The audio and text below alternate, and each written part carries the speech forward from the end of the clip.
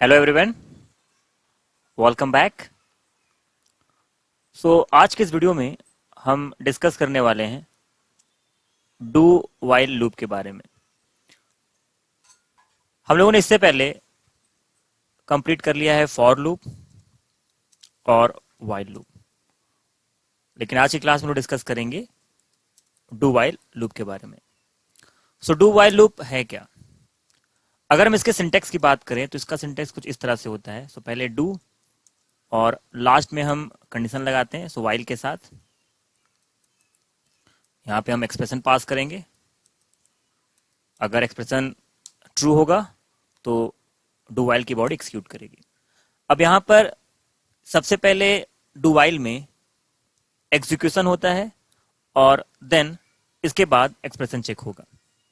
इसको हम लोग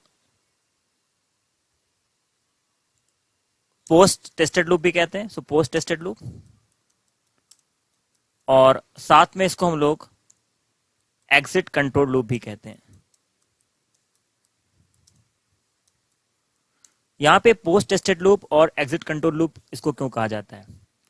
डू वाइल लूप में सबसे पहले एक स्टेप एग्जीक्यूशन होगा, उसके बाद इसका एक्सप्रेशन चेक होगा। बल्कि वाइल लूप को हम लोग प्री टेस्टेड लूप और इंट्री कंट्रोल लूप कहते थे, क्योंकि वाइल के केस में सबसे पहले एक्सप्रेशन चेक होता था और इसके बाद वाइल की बॉडी एक्सिक्यूट करती थी। बट डू वाइल के केस में सबसे पहले बॉडी एक्सिक्यूट करेगी और बॉडी एक्सिक्यूट करने के बाद फिर यहाँ पे एक्सप्रेशन चेक होगा। ये कह सकते हैं हम लोग बॉडी ऑफ डू वाइल। साथ में आपको ध्यान क्या देना है, डू वाइल के केस में आपको वाइल के बाद सेमीकोलन यूज करना पड़ता है। अब यहाँ पर डू वाइल लूप एक बार एक्सिक्यूट करेगा ही करेगा, चाहे कंडीशन फॉल्स ही क्यों ना हो। अगर कंडीशन फॉल्स भी है तो यहां पर हम ये कह सकते हैं कि डू वाइल एटलीस्ट एक बार एक्सिक्यूट करेगा। मींस हम ये कहेंगे यहां पर कि सबसे पहले डू वाइल की बॉडी एक्सिक्यूट करेगी और एक्सप्रेशन चेक होगा।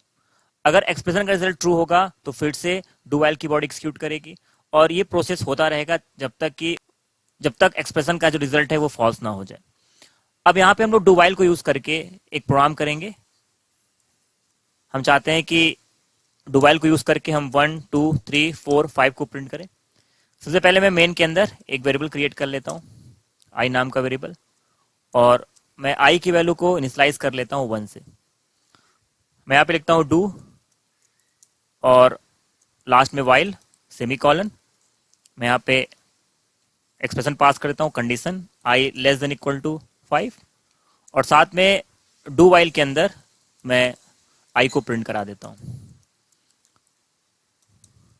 आई को प्रिंट करने के बाद हर बार हमें आई को इंक्रीमेंट करना होगा ताकि आई की वैल्यू बढ़ती चली जाए। अब इसको चेक करते हैं ये वर्क कैसे कर रहा है। इसको कंपाइल कराते हैं। कंपाइल कराने पे हमारे पास एक भी एरर नहीं है। अब इसको रन करा लेते हैं, स्टेप बाय स्टेप इसको चेक करते हैं। स्टार्ट हुआ मेन से, आई की वैल्यू 1।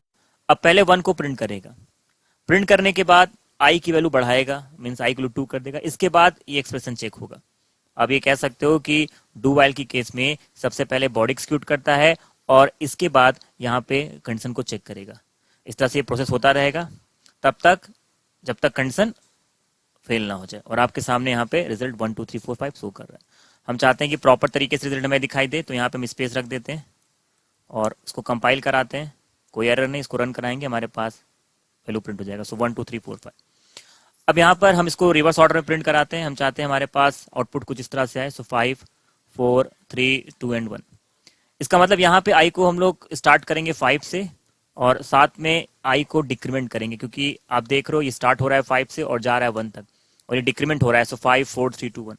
और यहाँ पे हम लोग एक्सप्रेशन, ये जो कंडीशन है यहाँ पे हम लिख देते हैं आई ग्रेटर इक्वल 1।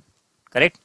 चेक करते हैं, इसको कंपाइल कराते हैं। कोई मिस्टेक नहीं, इसको डायरेक्टली रन करा देते हैं यहाँ पर, और रन कराने पे हमारे पास 5 4 3 2 1 डिस्प्ले हो जाएगा।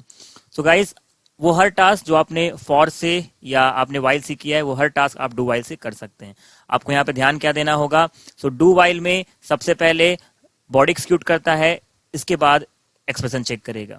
साथ में अगर कंडीशन फॉल्स भी है तब भी डू वाइल एटलीस्ट एक बार एक्सिक्यूट करेगा ही करेगा। गाइस, ये था डू वाइल, और इस वीडियो में इतना रखते हैं, बाकी हम लोग पढ़ेंगे नेक्स्ट वीडियो में।